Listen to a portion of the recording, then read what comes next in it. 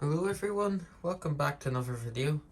I have a new machine to show for you on YouTube. I showed this on Instagram, so I did a few days ago, but I never got round to showing it on YouTube. I sold both Beko Excellences as, I sold the rusty one. It's a way to use as a second washer to wash dog stuff, and then I sold the good condition Excellence to a friend of mine to his family. So I did, and I got a washing machine back. So the machine I got back is this Hotpoint WMBF742 UK.M. It's like a hybrid between a Smart Tech and a Hotpoint Extra, with obviously the Hotpoint Extra small display, but it has the Smart Tech dial. So it's quite an interesting machine. So it is. This one was made in, I believe, May 2019. May 2019. Well, definitely May 2019 from that. And lots of the parts, like the concrete weight, for example, like as you can see, 18th of April 2019. This is a 2019 machine, so it is. So I was called out to this machine.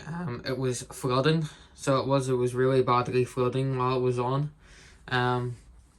I originally thought it was a door seal, and then I came home and you see it was leaking from underneath there in the middle. Whenever I first tested it, I was like, oh gosh, this could actually be the sump. The sump is a wee bit of an easier repair than the door seal. Well, I've never done a door seal before, but I've got the gold one off now.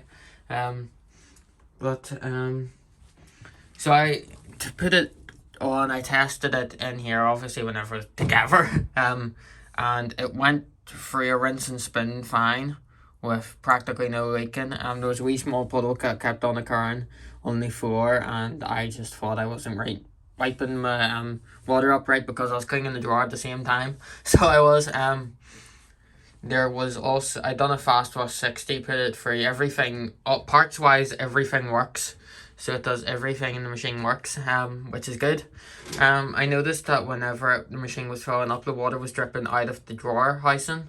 I thought, oh gosh, maybe it's the drawer housing that's the issue, because whenever I obviously where I live, they have really high water pressure, which is funny because it's quite really round the corner from me, and I'm stuck with my rubbish water pressure. So I was thinking, if it's leaking with my rubbish water pressure, maybe it's gushing out and leaking at theirs.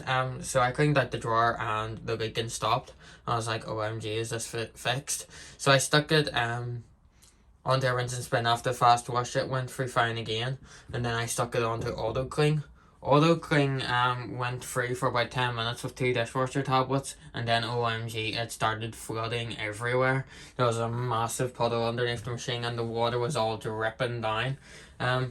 So after that, I cancelled the cycle and I started dismantling it to try and see what was wrong.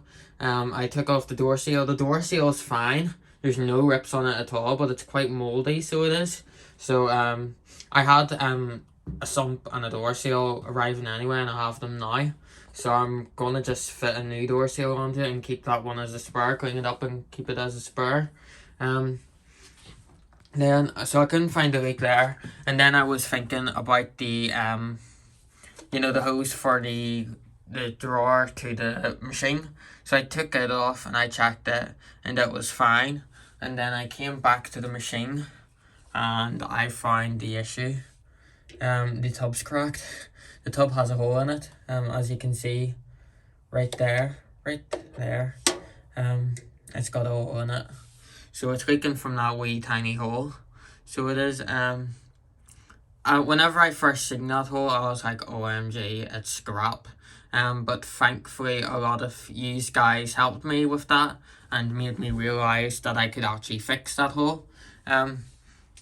So to fix it, I need to solder a bit of plastic into it, and then use epoxy putty on it, put that on it, and then keyboard glue. I'm following a how to repair video on how to do that. I just wanted to make sure that it's 100% correctly done, done well. So that's tiny hole there is the cause of our flooding. So it is. It seems that a coin or something's got caught inside the drum. I was told with this machine it was sucking socks down the door seal, so it was, and it was sucking them into the machine at times. So I presume at some point it sucked the coin down too. So it has, and that's obviously came out of the sump and spin, and it's rattled around the drum, and it's obviously damaged the tub there. It can happen with coins if they come out. But I've never this is my first time I've seen a machine with a hole in the tub. So it is whenever I first seen this machine I thought it was a fire risk one. It's quite funny because like whenever I looked at this machine with the model and all that it is, I was like, fire hazard, it's one of the recalled ones. I've been notified that this one's definitely not recalled. I thought it was only the door locks that caused the issue. But it turns out the programming of the machine is a partial cause of the issue too. So the older models use a different type of display. From what I've been told, they're called Arcadia, I think, or something like that. And it's the ones with the Arcadia models that send too much voltage to the door lock, and whenever it's heating and make it burn out pretty much. This one, I've been told, has a windy display, the newer one, the newer control board, and it's fine. So I'm taking the word, and I'm not too bothered. I'm not worrying about that. It's fine. It's fine. I don't expect it to go up in flames on me. But yeah, this machine, I can't lie, it was in quite dirty condition. I'm sorry.